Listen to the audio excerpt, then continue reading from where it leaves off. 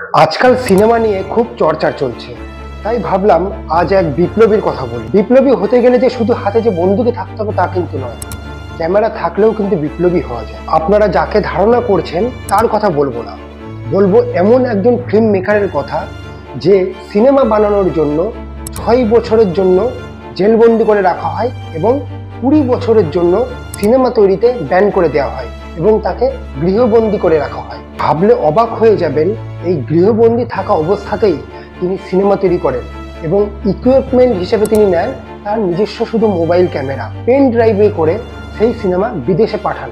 আরও ভাবলে অবাক হয়ে যাবেন, পেন ড্রাইভটা একটা কেকের ভিতরে রেখে বিদেশে পাঠান। ফাইনালি সেটার স্ক্রিনিং হয় কান ফিল্ম ফেস্টিভ্যাল। এই দুঃসাহসিক ফিল্ম মেকারের নাম জাফর পানাহি। ক্যারিয়ারের শুরুর দিকে তিনি বিখ্যাত ফিল্ম মেকার আব্বাস লিও রাস্তোগির শিষ্য ছিলেন।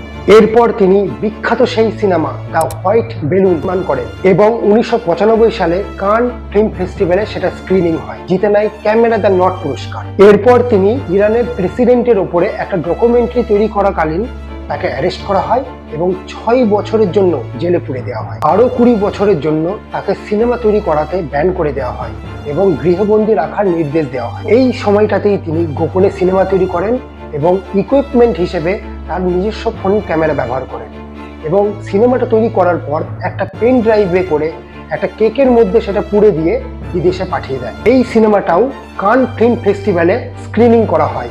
সিনেমার নাম হলো this is not a film. তিনি আমাদের শেখান হাল না ছাড়ার গল্প, লক্ষ্যে অবিচল থাকার গল্প, নিজেকে সমস্ত প্রতিকূলতা জয় করে লক্ষ্যের দিকে এগিয়ে চলার গল্প। আর এই দিকে আমাদের রাজ্যে একজন পরীক্ষার্থীকে হাতের নোয়া পরে পরীক্ষা কেন্দ্রে ঢুকতে দেওয়া হয়নি বলে সে বাড়ি চলে আসে পরীক্ষা না দিয়ে। জীবনে যদি কাউকে আদর্শ বানাতেই হয় তাহলে ওই জাফর পানাহিদের আদর্শ বানানো।